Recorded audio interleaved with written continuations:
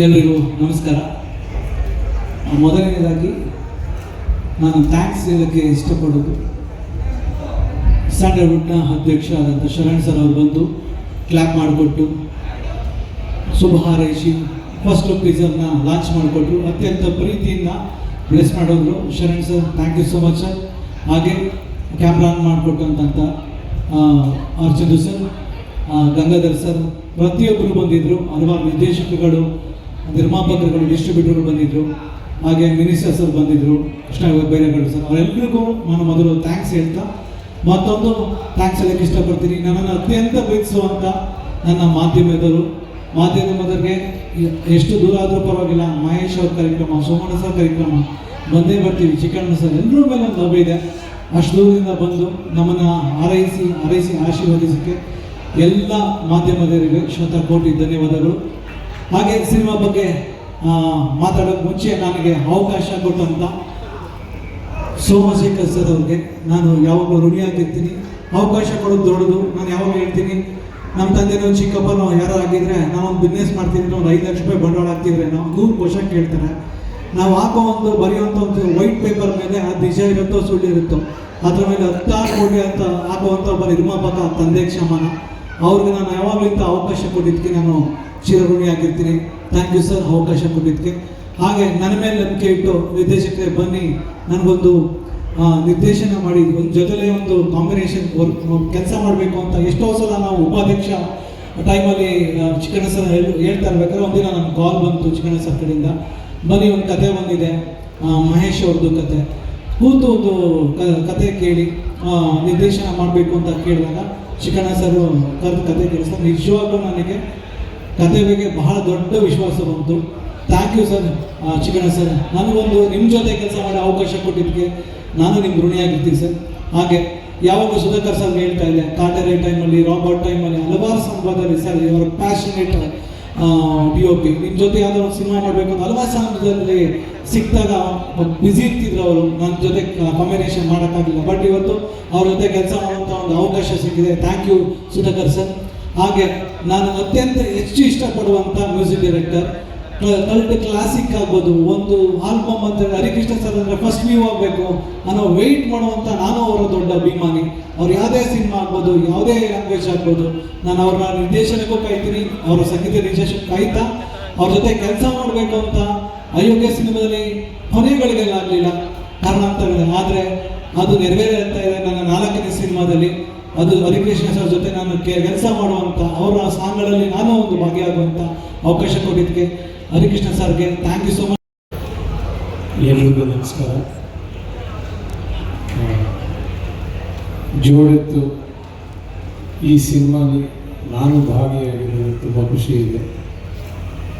ಮೊದಲನೇದು, ಈ ಒಂದು ಸಿನಿಮಾ ಮಾಡೋ ಪ್ರಯತ್ನದಲ್ಲಿ ನಮ್ಮ ನಿರ್ಮಾಪಕರು ಸೋಮಶೇಖರ್ ಅವರು ತುಂಬ ದೊಡ್ಡದಾಗಿ ಕನಸು ಕಾಣಿ ಆ ಕನಸಿಗೆ ಅದನ್ನು ನಿಜ ಮಾಡುವಂಥ ಎಲ್ಲ ಒಳ್ಳೆಯ ದೊಡ್ಡ ತಂಡನ ಕಟ್ಟಬೇಕಂತ ಆ ತಂಡನ ಕಟ್ಟಿ ನಾಯಕ ನಟರನ್ನ ಆಯ್ಕೆ ಮಾಡಿ ಒಂದು ದೊಡ್ಡ ಕೆಲಸನ ಆಲ್ಮೋಸ್ಟ್ ಒಂದು ವರ್ಷದಿಂದ ಮಾಡ್ಕೊಂಡೇ ಬರ್ತಾ ಇದ್ದಾರೆ. ಸೊ ಅದು ಇವಾಗ ಇಲ್ಲಿಂದ ಶುರು ಆಗ್ತಾ ಇದೆ ಸಿನಿಮಾ ಪ್ರಾಕ್ಟಿಕಲ್ ಆಗಿ. ಬಟ್ ಅವ್ರ ಕೆಲಸ ಒಂದು ವರ್ಷದಿಂದ ಎಲ್ಲ ತಂಡ ಕಟ್ಟಿ ಕಥೆಗಾರರನ್ನ ಕೂರಿಸಿ ಡೈಲಾಗ್ಸ್ ಬಳಸಿ ನಾವು ಹೋಗ್ಬೇಕಾದ್ರೆ ಪ್ರತಿಯೊಂದು ರೆಡಿ ಇಟ್ಟಿರುವಂಥ ಸಿನಿಮಾ ಜೋಡೆತ್ತು. ನಮಗೆ ನಿರ್ಮಾಪಕರಾಗಿರ್ಬೋದು, ನಮ್ಮ ನಾಯಕ ನಟರಾಗಿರ್ಬೋದು. ಸೊ ಅವರ ಈ ಜರ್ನಿಗೆ ನಾವು ಸೇರಿಕೊಂಡು ಅವ್ರ ನಂಬಿಕೆಗೆ ತಕ್ಕನಾಗಿ ನಾವು ಕೆಲಸ ಮಾಡಬೇಕನ್ನೋದು ನಮ್ಮ ಆಸೆ, ನಮ್ಮ ಸುಧಾಕರ ಆಸೆ ಕೂಡ ಇದೆ. ನಾವು ಪ್ರಯತ್ನ ಖಂಡಿತ ಪಡ್ತೀವಿ. ಆಲ್ ದಿ ಬೆಸ್ಟ್ ನಮ್ಮ ಈ ಒಳ್ಳೆಯ ತಂಡಕ್ಕೆ. Thank you so much. ಎಲ್ರಿಗೂ ನಮಸ್ಕಾರ. ಫಸ್ಟು ಏನು ಹೇಳಬೇಕಂದ್ರೆ, ನಮಗಾಗಿ ಮೀಡಿಯಾ ಮಾಧ್ಯಮರು ಇಷ್ಟೊತ್ತು ಕಾದು ಕುಳಿತು ಎಲ್ಲ ರೀತಿ ಸ್ಪಂದಿಸೋದಕ್ಕಾಗಿ ತಮಗೆ ಥ್ಯಾಂಕ್ಸ್ ಹೇಳ್ತೀನಿ. ಮತ್ತು ನಾನು ಮಾತಾಡಬೇಕು ಅನಿಸುತ್ತೆ, ಯಾಕೆ ಮಾತಾಡಲ್ಲ ಅಂದರೆ ನಂದು ಒಂಥರ ವರ್ಲ್ಡ್ ಭಾಷೆನೇ ಬಂದು ನಮ್ಮದು ವರ್ಲ್ಡು ಮಾತಾಡಬೇಕಾದಾಗ ಏನಾದರೂ ಎಡವಟ್ಟು ಮಾಡ್ತೀನಿ ಅನ್ನೋ ಒಂದು ಉದ್ದೇಶಕ್ಕೆ ಮಾತಾಡೋದಕ್ಕೆ ಭಯ ಪಡ್ತೀನಿ. ಸೊ ಹಾಗಾಗಿ ಯಾರು ನಾನೇನಾದರೂ ತಪ್ಪಾಗಿ ಮಾತಾಡಿದ್ರೆ ದಯವಿಟ್ಟು ಸಾರಿ ಕೇಳ್ತೀನಿ ಫಸ್ಟೇ, ತಪ್ಪಾಗಿ ಮಾತಾಡಿದ್ರೆ ಕ್ಷಮಿಸ್ಬಿಡಿ. ಈಗ ಮಾತಾಡೋಕ್ಕೆ ಸ್ಟಾರ್ಟ್ ಮಾಡ್ತೀನಿ. ಮೊದಲನೇದಾಗಿ ನನಗೆ ಕತೆ ಬಂದಾಗ ಮಹೇಶು ಮತ್ತು ಡೈರೆಕ್ಟ್ರು ಪ್ರಶಾಂತ್ ಅಂತ ಹೇಳ್ಬಿಟ್ಟು ಮನೆ ಹತ್ರ ಬಂದರು, ಸ್ಟೋರಿ ಹೇಳಿದ್ರು, ಒಂದೇ ಕತೆ ಹೇಳಿದ್ರು. ಕತೆ ಹೇಳಿದ ತಕ್ಷಣ ಇಷ್ಟ ಆಗಿ ನಾನು ಹಳ್ಳಿ ಸಗಡಲ್ಲಿ ಹುಟ್ಟಿರೋದ್ರಿಂದ ಹಳ್ಳಿಗೆ ತಕ್ಕಂಗೆ ಕತೆ ಇದೆ ಅಂತೇಳಿ ತಗೊಂಡಿದ್ದಾದ್ಮೇಲೆ ನಾನಾ ರೀತಿ ಹೀರೋಗಳ ಹತ್ರ ಹೋದೆ. ಎಲ್ಲ ರೀತಿ ಎಲ್ಲರಿಗೂ ಕತೆ ಹೇಳಿದ್ರು, ಎಲ್ಲರೂ ನಾನು ಮಾಡ್ತೀನಿ ಅಂತ ಹೇಳಿದಾಗ ಫಸ್ಟ್ ಮುಂದೆ ಬಂದಿದ್ದು ನಮ್ಮ ಚಿಕ್ಕಣ್ಣ ಸರ್.